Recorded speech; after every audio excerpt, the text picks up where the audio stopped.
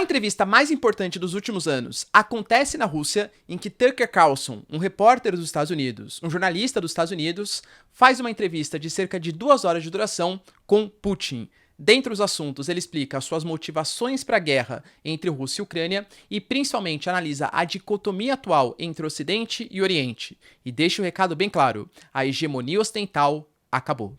Vamos falar um pouquinho também, pessoal, sobre a crise na Ucrânia, pelo menos segundo a revista The Economist, que garante que a demissão do Zaluzny representa coisas muito mais perigosas do que apenas uma simples troca no comando do exército ucraniano. E a gente tem também, pessoal, os Estados Unidos aprovando um pacote super importante, muito possivelmente, tem algumas arestas para serem aparadas, de 95 bilhões de dólares, sendo 60 para os ucranianos. Isso pode ajudar a Ucrânia a ter uma sobrevida nesse conflito. Joe Biden tem o seu processo anulado pela promotoria por supostos roubos de documentos oficiais da Casa Branca, mas eu diria que os motivos não deixaram ele muito satisfeito. Inclusive, ele até fez um pronunciamento confirmando a sua sanidade mental, só que eu diria que mesmo ali ele deu algumas escorregadas. Para finalizar, pessoal, Israel anuncia que a população deve sair de Rafah, cidade mais ao sul de Gaza. A questão é que, como a ofensiva começou no norte da faixa de Gaza e agora os palestinos devem sair cerca de mais ou menos 1,5 milhão, para onde eles irão, hein? Se vocês querem entender um pouco mais sobre esses assuntos, e muito mais também sobre geografia, geopolítica, atualidades, política, polêmicas, enfim, tudo para você se manter sempre bem atualizado, já se inscreve no canal, deixa seu like, compartilha esse vídeo, que eu, professor Ricardo, conto muito com a sua ajuda. Belezinha?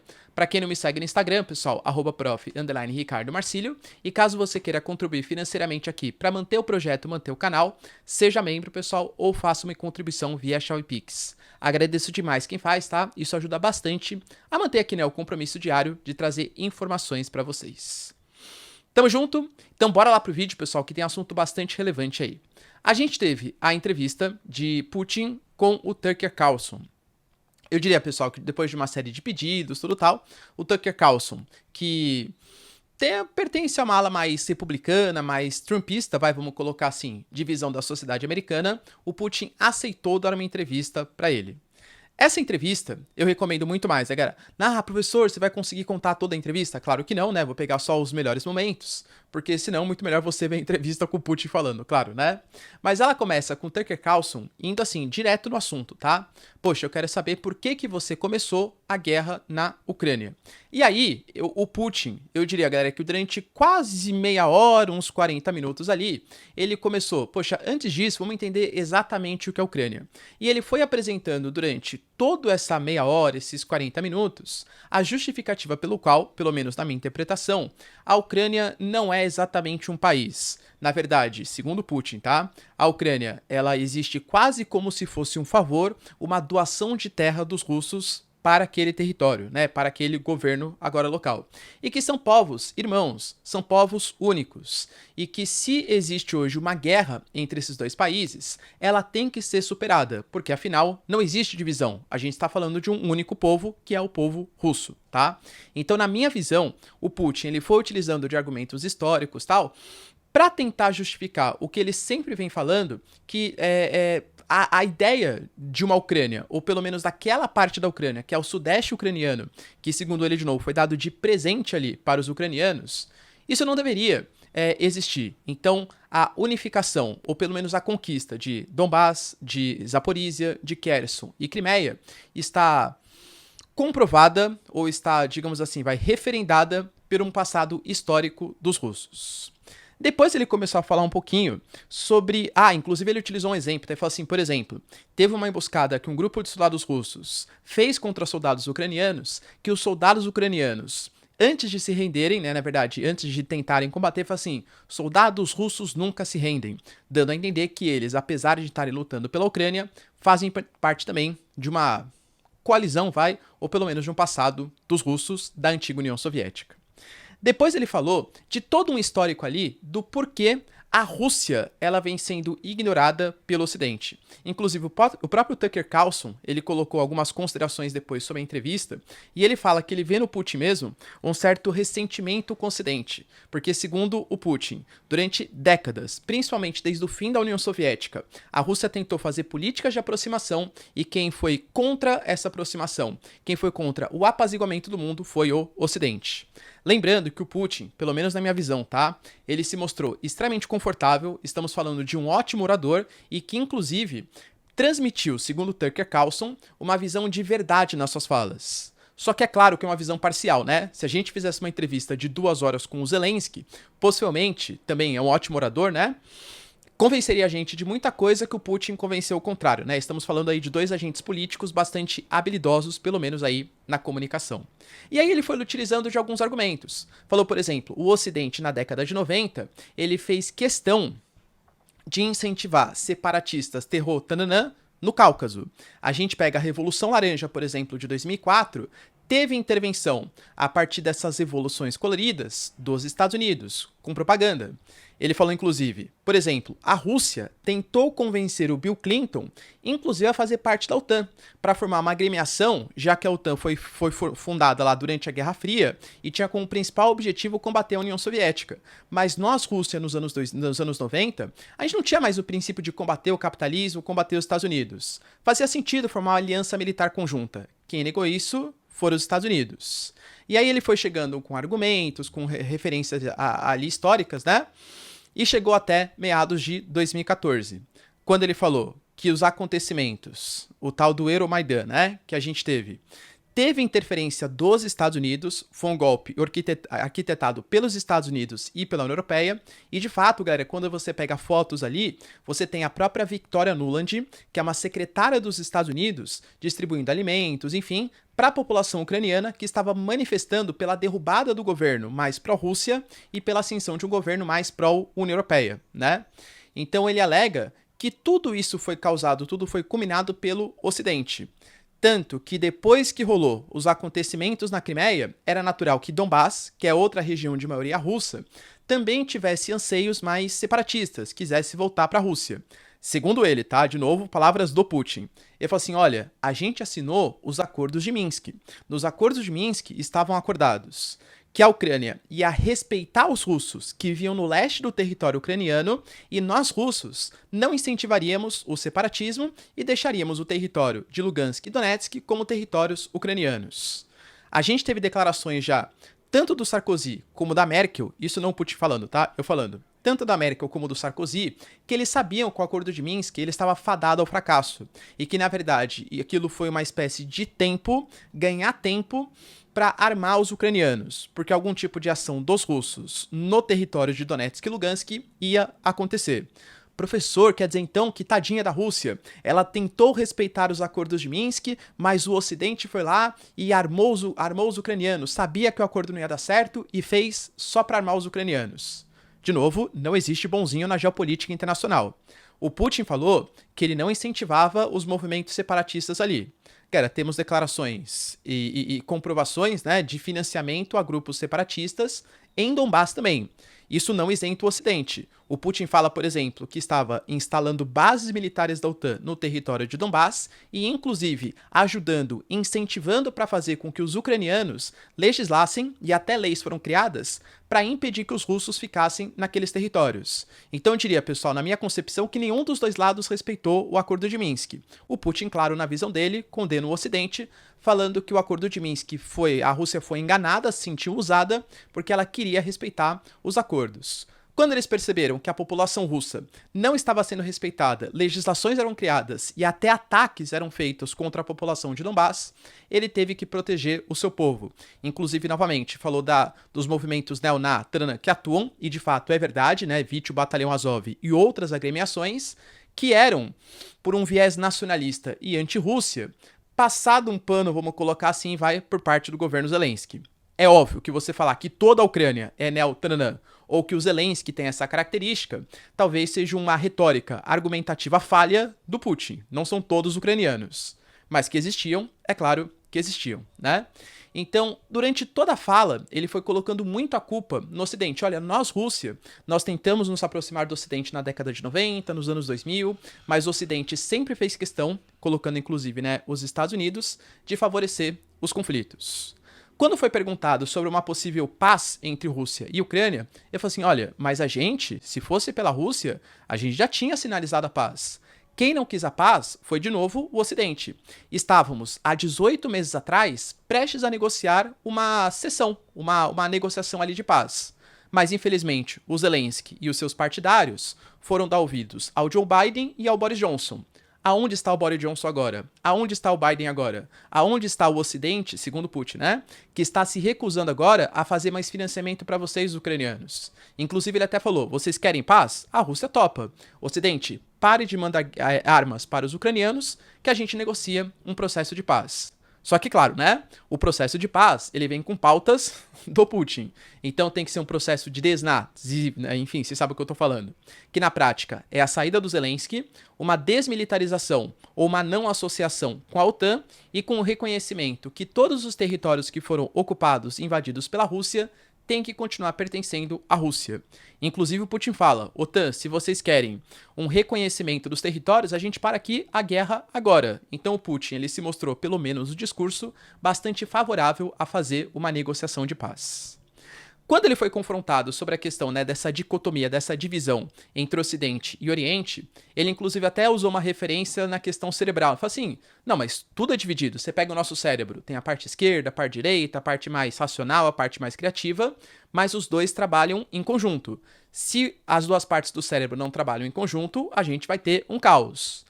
Fez mais ou menos essa associação entre o Ocidente e o Oriente, colocando que o Ocidente se recusa a trabalhar em prol do Oriente, com revoluções, com interferências, com expansão da OTAN, dentre outras questões, tá? Mas deixou bem claro que o Ocidente, ele está em decadência. E se a gente for pegar os dados, inclusive, tá, até fala a fonte aqui para vocês. Eu não sei se vocês conhecem o professor Oliver Stunkel, né? É um cara que eu reconheço bastante, eu gosto bastante do trabalho dele. Ele tinha feito uma fala no Instagram dele, achei bem interessante, que ele fala que o normal ao longo da história da humanidade não foi um ocidentalismo, e sim um orientalismo. A gente teve um pequeno tempo ali em que o Ocidente se destacou, principalmente por conta da queda do Império Chinês, mas agora a volta da Rússia, a volta da China, está fazendo com que a Ásia, pelo menos em termos econômicos, volte a ter grande destaque internacional, e que o futuro deve ser asiocêntrico, tá? E eu concordo particularmente com essas palavras sim. E o Putin falou sobre isso. O Ocidente, ele já perdeu a sua hegemonia. Veja, por exemplo, a desdolarização que vem acontecendo. Ele inclusive citou as sanções, né? Os Estados Unidos tentou aplicar sanções contra a gente e, na prática, a única consequência que teve foi um medo do mundo de dolarizar a sua economia. E eu citei isso aqui para vocês algumas vezes, né? Professor, você é a favor da desdolarização do Brasil? Desdolarização não, porque o dólar é uma moeda importante e relevante no cenário internacional. Mas diversificar as nossas moedas, sim. Imaginem vocês, tá? Uma suposição. Que os Estados Unidos consideram que o Brasil está gerindo mal a floresta amazônica, ou então que está desrespeitando os povos originários. Hoje, com o tamanho das reservas, com o sistema SWIFT de comunicação interbancária, o Brasil, os Estados Unidos têm o Brasil na mão. Poderia aplicar sanções, congelar fundos, congelar ativos. Assim como se a nossa economia só tivesse yuan, a gente estaria muito na mão dos chineses. Assim como se só tivesse rublos ou qualquer outro tipo de moeda, entende? Diversificação é uma coisa que foi até instigada por conta dessas sanções. Quer você concorde ou não com as sanções. Não é esse o ponto que está sendo discutido. E ele fala desse processo de fim da hegemonia, inclusive citando os BRICS. Lembrando que nesse momento a gente tem entrada de 5 novos membros: Arábia Saudita, Etiópia, Emirados Árabes, Egito e Irã, né? A Argentina se recusou a fazer parte. E ele falou que é um grupo que hoje já tem grande parte da população mundial, da economia mundial, e a Rússia está no processo de liderança. Depois ele falou um pouquinho mais sobre a questão de o que se poderia ter, né, algum tipo de conflito internacional, e ele deixou bem claro, bom, presta atenção, você está me perguntando se eu poderia invadir a Polônia ou os países bálticos. Por que a Rússia faria isso? Não tem nenhum tipo de interesse. Isso é propaganda do Ocidente para colocar a Rússia como malvada. E deixou ainda, galera, bem claro que a única coisa que poderia causar algum tipo de terceira guerra mundial seria um ataque do Ocidente, ou se os Estados Unidos colocassem suas tropas na Ucrânia, coisa que ele acha que não vai acontecer. Inclusive, ele meio que até tem um recado. Ucrânia, vocês estão sendo usados pelos Estados Unidos. Os Estados Unidos financiam vocês para derrotar a Rússia. Várias vezes ele falou que o Ocidente tem o objetivo de fragmentar a Rússia para tentar manter ou continuar com a sua hegemonia, tá? Assim, os Estados Unidos financiam vocês, mas vê onde está acontecendo a guerra e vê onde estão os Estados Unidos. Eles estão a milhares de quilômetros. Por isso que ele coloca, né, que a Ucrânia tem que se unir à Rússia novamente. Ele fala que ainda falta o processo de desnatanã do país para consolidar todos os seus objetivos. Falou, galera, que é impossível derrotar os russos e isso fica muito nítido. Com tanto de financiamento, armas que o Ocidente colocou, mas a Rússia é impossível de ser derrotada. Fala também sobre a questão do se uma possível troca de governo, né? A gente está no processo aí que o Trump ele é o favorito nas eleições. Se isso poderia trazer um pouco mais de estabilidade para o conflito. Ele fala, olha, você deve ter percebido ao longo da nossa fala que eu não estou falando sobre indivíduos, eu estou falando sobre relações entre estados. Então o Ocidente, ele isola a Rússia. O Ocidente culpabiliza a Rússia por tudo o que acontece. Então, independente se é o Trump, se é o Biden, a gente vai ter que resistir. Então ele sempre fala, o que levou a esse conflito, a essa situação, a essa polaridade, é culpa do Ocidente. Cabe o Ocidente tentar se aproximar da gente. Assim, galera, como eu falei, né, o Putin é um cara super habilidoso, é um cara que, de fato, conhece a história e utiliza, claro, ao seu favor. E o próprio Tucker Carlson, ele mostrou que ele estava, assim, surpreso com os argumentos retóricos do Putin. Você curtiu a entrevista do Putin? Deixa aí nos comentários, galera. Claro que eu posso ter deixado escapar alguma coisa, mas eu aqui, né, anotando a entrevista dele, fiz os meus melhores momentos. Deixa aí nos comentários o que vocês acharam da entrevista dele. Outra notícia, galera, relevante, está ligado à crise na Ucrânia relacionado à troca de chefia militar. Eu falei ontem pra vocês que o Zaluzny, ele foi demitido depois de uma série de entreveios e a gente sabe que por mais que publicamente Zaluzny fala, não, Zelensky, tô com você, e o Zelensky fala, não, olha, é só uma mudança de rota, a gente sabe que existe uma crise muito maior por trás. A grande questão é que o novo indicado, ele é conhecido como um cara um pouco mais linha dura e que faz ou usa os seus homens na batalha, independente da vitória ou da derrota, ou seja, não se importa em ter baixas. Isso ficou, segundo a revista The Economist, tá? Muito claro em algumas batalhas. Na questão de Kiev, que ele conseguiu resistir ao avanço russo, super relevante, isso deu uma dinâmica super importante, tá? Para o Syrskyi, é fato. A questão da reconquista de Kharkiv, ele fez uma contraofensiva que dominou territórios que estavam controlados pelos russos, mas também na Batalha de Bakhmut, que ele se recusou a sair com as suas tropas e teve uma série de baixas e, no final das contas, acabou perdendo aquele território. Então, ao que parece, segundo a revista The Economist, com essa troca de comando, os soldados, os militares, eles podem se sentir um pouco mais usados. Poxa, o cara vai me colocar, independente da vitória ou derrota, não está ligando para a minha vida. Isso pode gerar uma crise militar na Ucrânia, tá? Lembrando que pesquisas da Ucrânia estão indicando que a confiança no governo Zelensky está cada vez menor. Ainda é maior do que a desconfiança, mas os dados, eles vêm piorando. Se essas são notícias ruins para os ucranianos, eu diria que uma notícia muito boa deve vir no futuro próximo. Pelo menos é a esperança para a Ucrânia.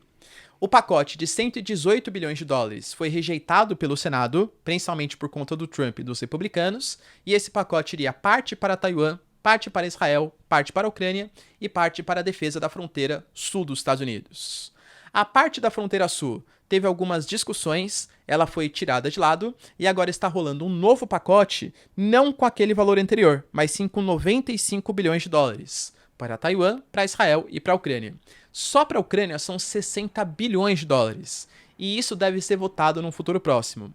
Aparentemente, sem a pauta de financiamento para a defesa da fronteira sul dos Estados Unidos, alguns republicanos se mostram mais favoráveis à aprovação do pacote, o que pode fazer com que ele passe pelo Senado, passe pela Câmara e finalmente fundos sejam desbloqueados para o Zelensky. Isso é super importante para conseguir manter o conflito, já que eles alegam falta de equipamentos e falta até mesmo de projéteis. Não conseguimos disparar na mesma intensidade dos russos porque faltam coisas básicas para fazer uma espécie de combate, tá?